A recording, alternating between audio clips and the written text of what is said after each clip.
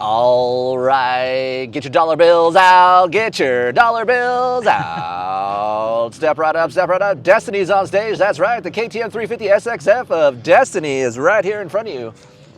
And that is you know what kind of voice right here. I'm here with Jamie Ellis. This is a 2025 KTM 350 SXF. Welcome to the latest Racer X garage build. We are here at Fox Raceway today to ride this extravagant motorcycle. I am not riding because I am injured. So sad to say that this bike was built for me to ride and I can't ride it, so I am bummed. But I brought some capable guys out here to talk about it. A couple vet guys that ride 450s, a faster kid that works for KTM that rides 350s that's very familiar with this bike.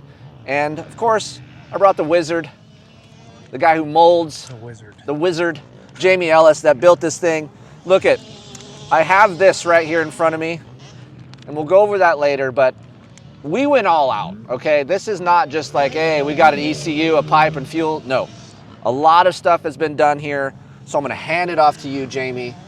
Explain to the people why we did this. So whenever new models come out, so this bike came out new in 23, right? So whenever there's a new model out, we kind of have to develop parts for it, right? So we're lucky if we have a customer that actually wants to build and do everything this far. In this case, we did it ourselves, right? So we did the complete engine as if like anybody was gonna race Supercross with it, right? It's the transmission's been polished, clutch is awesome. We developed a piston for it. We have epoxy ported CNC spec cylinder head. It's just what you would do if you were going racing. And so at the shop, we have to build these levels of bikes to know where we can get to in the event that somebody with enough money to afford it wants to come around and wants one, right? So you'd be better off to do that ahead of that than waiting until you actually got a customer. So that's what this motorcycle is. So this would be my best effort. If 350s were the bike of choice to race Supercross, this is what I would take to Anaheim 1. So if Ken Roczen, obviously Kenny's on a Twisted Development Suzuki, was going to race a KTM 350, this is the package you would give him. Yep. And we have to develop it, like we do this for all of our bikes though. Right. So like Aiden's, the last garage build you saw, we're using that bike to develop the settings so that we have that offering to our customers. So I think that's one of the things that, puts us ahead of most in that aspect is like we're doing stuff on our own to make sure when we get a job, our specs are good and we can stand proud behind what we're selling. A couple unique parts on this build. We have, from what you tell me, is your own spec FMF 4.1 exhaust for this package. Yeah, so we've been working with FMF as a development partner to kind of come up with some stuff. And so this system right here would be the TD spec system, and it actually works amazing on the 250 and on the 350. So I was thinking it was going to be good for one or the other, but it actually hit the nail on the head as the best performing system we put on this motorcycle. And when we tried it on the 250F, it was also the best performing system that we've came up with. And a man after my own heart, sticking some Yamaha parts on this thing. Tell him about the clutch. So since I'm also triggering it towards a vet guy, right? I took my 9mm piston from the Brembo GYTR kit and I put it on this bike. So it's an easy pull clutch. The engagement's gonna be a little bit wider, and that's what you're gonna get whenever you're gonna go to a more of an easy pull system. So I've kind of tailored this thing for all of the cool things I thought I could put towards a 350 build. Easy clutch is, you don't get worn out as quick. Everything has just been put together, purpose built. So it's, like I said, it's not your intro of a new stock 350. It's we could go racing with this thing. This is a full-blown race build 350 SXF. Mark from REP did the suspension. Thank you to Mark and the guys over there for getting this thing ready.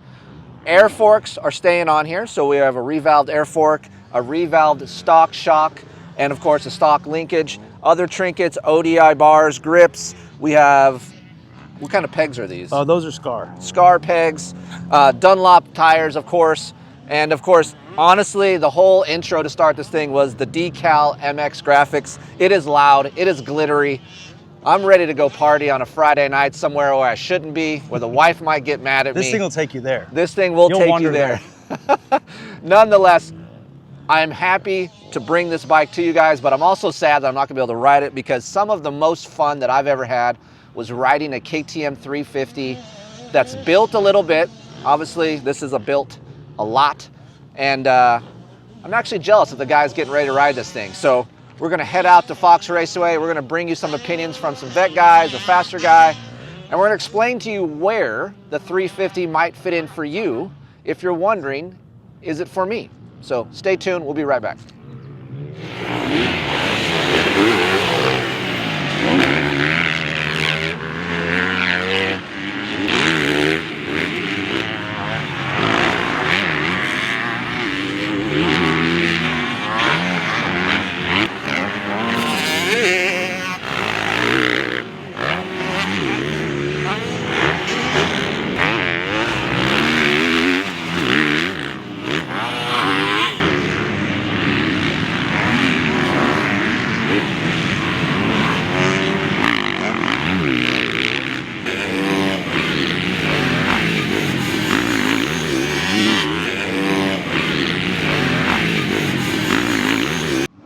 All right, wrapping it up here at Fox Raceway today with the 2025 KTM 350 SXF Twisted Development version. If you guys know what FOMO is, that's fear of missing out. That's what I have, and a little bit of jealousy because Nate and the boys rode the bike, and from the looks of the bike, just sitting on the sidelines, and I haven't done this in a while, it looks very healthy. That's what I would like to call it. Just there's a triple out here at Fox Raceway. If you've been out here, you kind of know there's a roller.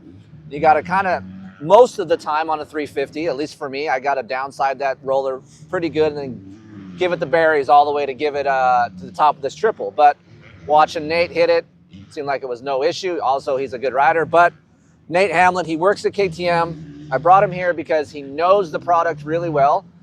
He works there. So what is your title? I'm a media technician. We're working on all the stock bikes that we hand out to the media outlets to test and do all their videos. So I'm working on a lot of stock bikes, riding a lot of stock bikes, all three brands, KTM, Husky, Gas, multiple times a week, getting out to the track. And as you can see in the video, he knows how to ride a dirt bike. Trust me, he hauls ass. He's been out here on a 125 before, and I was on my 450, and he's in my ass all the time, and I get mad because I'm on a big bike, he's on a small bike. Nonetheless, I think he has a lot of opinion on this bike because if you have a lot of time on a 350, you know its capability. Look, every time I get on one, I tell you guys I have the most fun. So having a bike that basically engine package that's going to cost you about $7,000, this man's going to tell you what it's all about. So overview of a KTM 350 in stock form for you. So when I hop on a stock 350, it is a bike of its own compared to the 250 and the 450, but I would dare to say it feels a little more like a 250 in my opinion. A 450 is a hard bike to ride. The 350 is, I'm always comfortable on the 350. It's never getting away from me. The only thing is sometimes I want a little longer gears, a little more bottom end, just overall a little more power out of the 350. So you've been telling me, I've been telling you guys this for years, like a 350, I never use the word perfect, but it's damn close. Like for me, it has enough power to get you over the jumps. It doesn't have so much power where it's going to get you tired. It's light enough feeling. I mean, on paper, and I'm sure you can attest to this, it's only 1 pound lighter than a 450 on paper, but it feels like 10. And just that inertia feeling on a 350 just feels really light. It's free feeling. So I know what Jamie does. I know what kind of builds he does. We've done a lot of them with him. So once you hopped on this, rolled out of the pits, what did you think? Immediately pulling away from the pits, I just noticed a much smoother power, even on the bottom end, just heading to the track. That initial twist of the throttle was just a lot smoother. So that was something before I even got on the track. So we were talking about it before the camera were rolling. It was talking about surging. Like for me, when you're on a KTM, and we both agree to this, just rolling out of the pits, it's like more of an ECU thing than anything. It's a surge. It's like it doesn't have that even throttle feel, right? Yeah, it's a little bit hard to just hold it at a steady throttle, like very barely twisting the throttle and just cruise at 5 miles per hour. And this cleaned that up, more than likely just ECU stuff. Right. Okay, so you hop on the track. It's deep when you got on the track this morning. How did it feel? Yeah, so for one, it was a pretty gnarly track this morning. A lot of fast dudes. It was a little bit muddier than I expected. The ruts were pretty technical. So what I noticed immediately with this, in those technical deep ruts, it just coming into the first half of the corner, the way the bike carried momentum was a lot stronger. So me being off the gas for the first half of the corner, it just felt like it had a healthier pull, which it was a much smoother feeling. And then when it was about time to get on the throttle halfway through, whether it hooked or it was a mellow corner, I would either need to slam the throttle hard or just roll onto it. Either way, the power that was delivered was exactly what I expected, was easy to control. And then by the time I was out of the corner, it just was shooting straight down the straight. A lot of power. Yeah, so for me, like when I hear him talk like this, and I'm very familiar with riding 350s with ECUs, fuel, and some modifications, not to this extent, but I feel like the window is really wide. Like it allows you to ride in more than just one way. Yeah, it's a super easy bike to ride. It was really hard for me to be in the wrong gear at the wrong RPMs. It's like almost anything, however I ended up into the corner, the power would just be there exactly how I wanted it. And he's talking about like coming into the corner as well. So when Jamie polishes these transmissions, what that does for the rider, it actually lessens the engine braking. So when you have a free feeling off throttle, you're able to coast into the corner a little bit freely. It doesn't make your fork dive as much as with some engine braking. Normally with a hard pack track, you would like a little bit of engine braking to get some contact feel from your front end. But when you have that free engine feel, it really does allow you to charge in the corners harder, a la like a two-stroke. Yeah. And you're familiar with that. You just got off the two-stroke national. So for me, when I watch him ride, he could downshift a second, and he didn't necessarily have to shift a third right away like you would normally on a stock KTM 350, but he can actually let that thing eat a little bit. Or if you're like me and you're lazy and you're a 450 guy, maybe you can shift a little bit early. For sure. I could have been almost anywhere. If I was a little tired, wanted to just run second, it'd feel good and pull. If I wanted to grab third, it would immediately pick up and go. All I needed to do is just twist the gas just a little bit more, and it would go. So. Yeah, and he's talking about connection. So we talk about this a lot on our videos, like what we mean by connection. Simon can look at my hand. So when you twist this, obviously that's the gas, right? So when you're twisting that, how much input from your right hand is given to that rear wheel? And sometimes when you do give input to bikes that we call about disconnection, you feel like, hey, I'm at a quarter throttle, I should be shooting out this much, and it doesn't necessarily correlate. So the input you put with your right hand actually correlates with that rear wheel, and I think that's what you're explaining. Yeah, it definitely, the power delivery helps create a lot of traction, and it's really easy to give it more traction if you want, based off of how much throttle you're giving it. And Nate came in and talked about contact feel. Like you felt like you had a nice contact patch. We talked about that, of how good your knobbies are sunken into the ground. Yeah. So for one, the revalving that REP did, I feel like was pretty good for me, a really good base setting. So I liked the way the suspension felt. And then as far as the engine characteristics, when I'm getting on the gas, the power just perfectly translates into the suspension and squats at like the perfect height for me to have the best traction coming out of the corner, and it doesn't ever get sideways. I could control the rear tire perfectly where I had very little to no rear spin in any section of the track. And I feel like a lot of that came literally just from the power delivery. Yeah. We talk a lot about engine and how that can translate into chassis feeling. So that's basically what he's saying. And what I've gathered, coming from a testing background, we never use the word perfect, right? So I get Nate here, he comes back, his eyes are about this big, right? So he's like, I haven't had this much fun on a motorcycle in a long time. And that tells me, like, I'm using the word perfect, there's a lot of fun having out there. It was a lot of fun. I haven't had this much fun on a bike in a long time, and it's just because it was so easy to ride. It was a technical track, and this bike made every section just a little bit easier.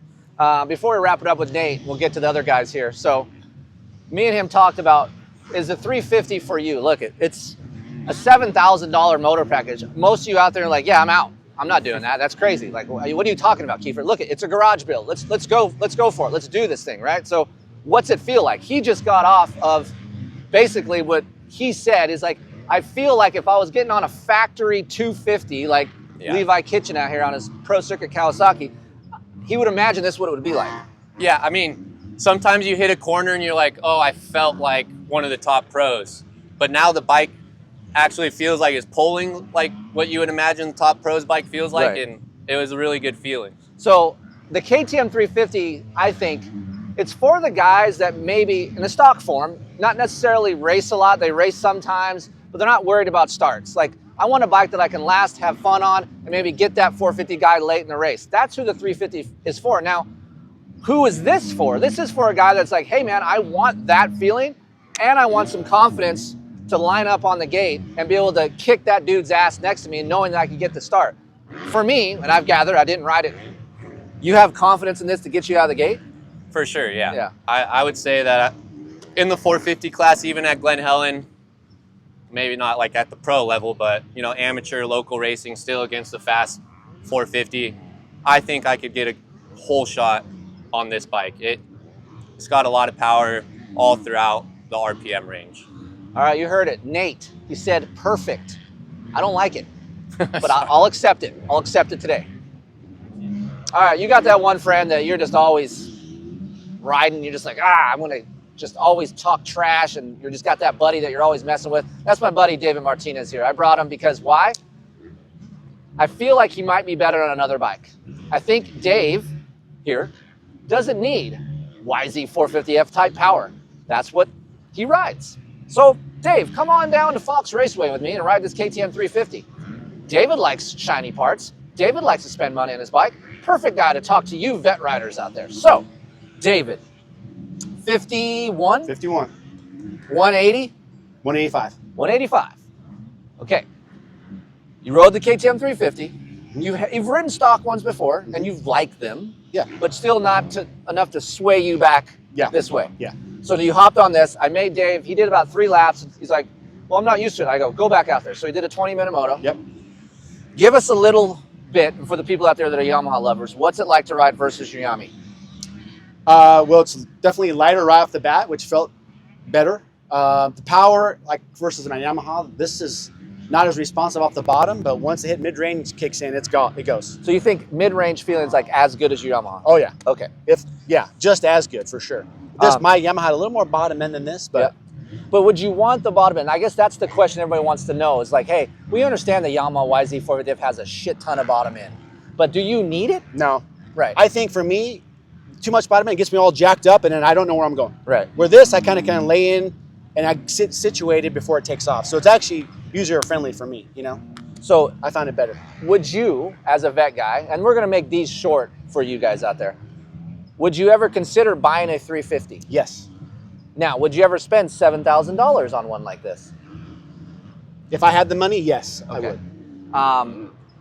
We talk a lot about, is a 350 the perfect kind of power? And again, we don't like that word perfect, but we're going to use it for you. Like, this bike coming to Paula, does this bike have enough power for you to pull around and have fun? Yes. Oh, yeah. Okay. I had a good time. So What gets me sideways Yes. is that you have a buddy who says you look better on the 350 than you do your 450.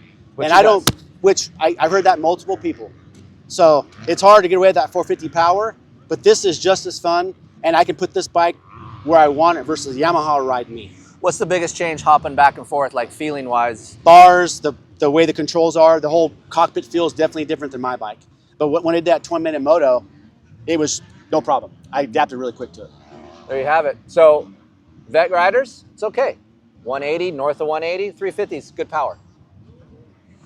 All right, you ever have a friend that just does the same thing that you do to your other friend and you don't like it? That's this guy, Eddie Larrett. 220 pounds? Sure. 220 pounds. So Eddie is the type of guy, he likes the shiny new stuff. What are you doing? You have that? I want that. Okay, I don't want it anymore. What are you doing? Have that? I want that. I don't want it anymore. That's this guy.